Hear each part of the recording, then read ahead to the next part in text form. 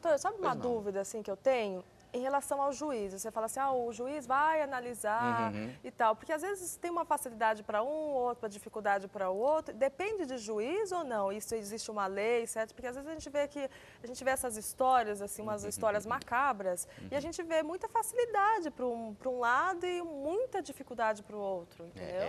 O que é aí? Então, A sorte, na verdade, que a é? lei, ela não tem como fixar, porque realmente é uma situação que vai depender do caso concreto. Cada caso é um caso. A necessidade, tanto a necessidade quanto a possibilidade de quem pede e de quem deve pagar, vai variar no caso concreto. Então, a lei, ela diz assim, que devem ser prestados alimentos, não é? Quando uma das partes não tem condições de se manter com seu sustento ou com seus bens. E a outra tem condições de pagar. Né? Agora, o quanto, a fixação, aí realmente depende de um caso. E nem é algo que decorre matematicamente do valor que as pessoas recebem, porque às vezes um ganha muito mais, mas tem outros compromissos. Então, você percebe? Isso tem que ser analisado, como o caso desse daí que já constituiu uma nova família, não é? Então é caso de você rever, você pode rever a pensão que você pagava para a anterior, porque agora você tem outros dependentes, Claro. né? Por isso é que sempre o juiz tem que avaliar o caso concreto. Não tem como, é impossível para o legislador estabelecer uma regra, porque aí você encontraria situações fáticas que não se encaixariam. Entendi. Tem uma pergunta para o telefone, que é a Helena de Guarulhos, aqui de São Paulo. O pai não quer pagar pensão, mas quer que o filho vá morar com ele. E o filho tem 10 anos e não quer ir. E o que ela deve fazer? Muito bem. Há duas formas de você estabelecer essa pensão alimentícia, né? Aliás, você estabelecer os alimentos. Pode ser em forma de pensão e também esse sustento pode ser concedido através do acolhimento, do pagamento das contas, de você manter o estudo da criança ou Mas nesse caso que o pai quer que o filho vá morar com ele, como é que faz? Aí tem que se discutir. Aguarda, o juiz também vai avaliar. No caso concreto, se ainda mais havendo menor, o Ministério Público também vai se manifestar no sentido de verificar o que é melhor para o menor. Não é? Mas o menor então, se não ficar pode demonstrado, não, o menor não pode Nessa idade, decidir. só depois dos 12 anos, isso, né, depois doutor? dos 12 ele pode ser ouvido. Não é? Aí o juiz vai levar em consideração. Ah, tá. Mas, antes disso, aí vai ser tomada a decisão de acordo E é quem tem mais possibilidades, assim, de situação financeira que fica com a guarda do filho ou não?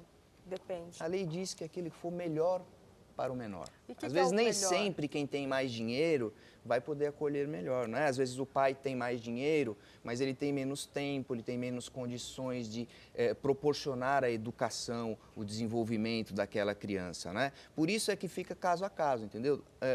Às vezes é melhor que ele fique com a mãe, que o pai pague alimentos, ou vice-versa. E vai depender do caso concreto. Né? Isso é que deve ser avaliado em cada caso. A maioria das vezes sempre o filho fica mais com a mãe, né? Existe a questão afetiva do filho, não é? Sempre seria melhor, porque há esse vínculo materno, e isso é uma coisa só. Agora, há regras, há exceções à regra. Não é? Então, dependendo, pode ser que seja melhor ele ficar com o pai. Você pode encontrar um caso em que o pai seja mais carinhoso, mais presente, tenha mais afinidade com a criança do que a mãe. Então, nesse caso, não há óbvio. Mas aí eu fico com dúvida. Como é que o juiz ele pode... Porque ele não mora, ele não convive com essas famílias. Mas ouve testemunhos dos dois lados? Sim, o juiz vai ouvir testemunhos, o juiz vai ouvir uma assistente social, ele pode pedir parecer de psicólogos, né? Ele não decide às cegas, ele faz todo um conjunto probatório ali para amparar a sua decisão, para tomar a decisão correta, né?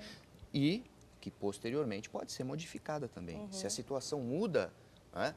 Procura-se novamente o Poder Judiciário, apresenta-se as provas, demonstra-se que aquela situação modificou e modifica-se a decisão. O valor dos alimentos, não é? A exoneração pode aumentar, pode diminuir, tudo de acordo com a situação das partes. Doutor, a Priscila de Indaiatuba que diz o seguinte: além de pensão alimentícia, a mãe ainda pode solicitar pagamento de outras despesas, como escola, uniforme, transporte, passeios, convênio médico? Tudo isso vai entrar no conceito de pensão, não é? A questão é como o pai ou a mãe, né, estaria contribuindo com a manutenção do filho.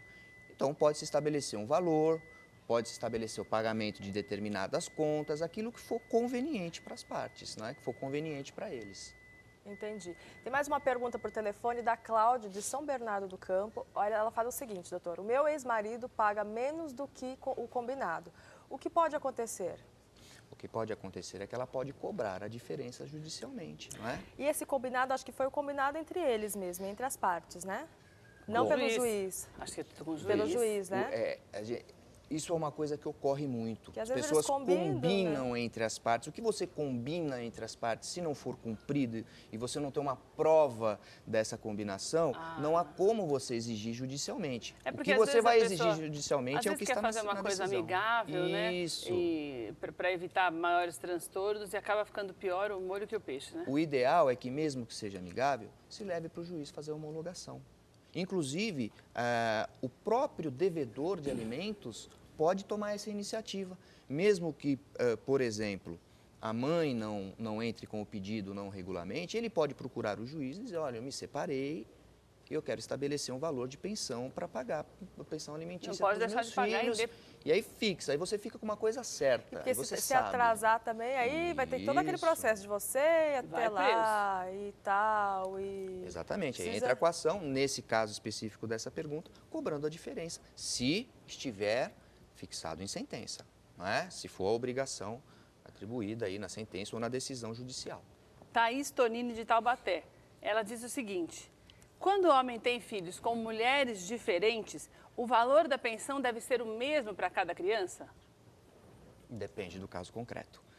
Pode ser, por exemplo, que ele tenha filho com como o dever é dos dois, tanto do pai quanto da mãe, então pode ser que ele tenha um filho com uma mãe que tenha mais condições. Pode ter um filho com uma outra mãe que não tenha condição nenhuma. Mas acho que ela está nenhuma. querendo dizer quando está mais ou menos no mesmo nível. Estando no mesmo nível, o natural é que ocorra aí uma equação que seja próxima, aí, que seja idêntica a essa pensão. Mas daí, doutor, minha dúvida, é dentro dos 30% obrigatórios do salário ou não? É 30%, né, não existe. Mais ou menos, a lei base. não determina percentual. Não é? Pensei que sempre fosse, não. Porque a gente sempre ouve falar dos 30%. Não há o percentual de 30%. Pode ser fixado em 30%, pode ser fixado em 10%, em 20%. A melhor forma de se fazer realmente é o desconto em folha, quando quem vai pagar possui um emprego, possui uma condição estável na qual imediatamente o juiz já identifica, fala, né? Fica mais simples. Quando você, por exemplo, faz o pedido diante de uma pessoa que não tem rendimentos claros, um aí você mínimo, tem que 30%, demonstrar isso. Então não existe essa regra de que seja 30%.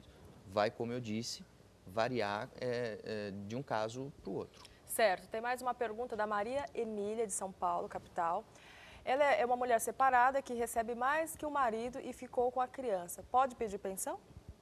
Ela é separada. Separada, ganha mais do que o marido. Recebe mais do que o marido e ficou com a guarda do filho. Se ela pode pedir pensão? Pode pagar sim, pode pedir a pensão sim. A obrigação é dos dois proporcionalmente, não é? Então, quer dizer, o que vai ser verificado é se ela tem um pouco mais de condição, ela pode dar um pouco mais. Se ele, não importa se ele ganha um salário mínimo, desse salário mínimo, ele tem que contribuir para a educação dos filhos. Exatamente. Na medida da possibilidade dele. Porque se fica uma coisa assim, se ele não ajudar, aí dá a impressão que ele não tem pai, não tem ninguém, né? Isso não, a obrigação dele E sente assim que, eu não posso fazer nada porque ela cuida do meu filho, não posso nem, ajudar na educação do meu filho. Né? Isso é um fato até de todo mundo ajudar um pouquinho, E como eu disse, mesmo que ela não pedisse, ele se sentindo nessa obrigação, ele mesmo poderia procurar o juiz e dizer assim, olha, eu quero que seja fixada uma pensão para que eu pague para o meu filho.